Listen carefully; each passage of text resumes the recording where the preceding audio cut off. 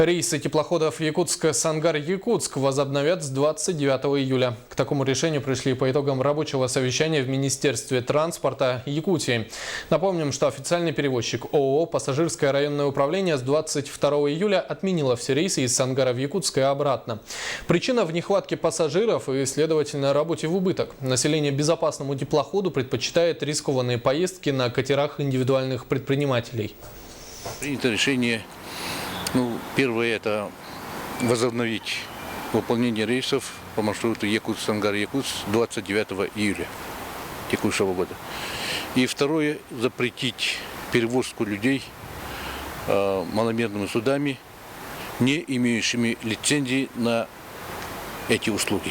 То есть те, кто нарушает законодательство и занимается перевозкой пассажиров на маломерных судах, с ними будут работать надзорные службы.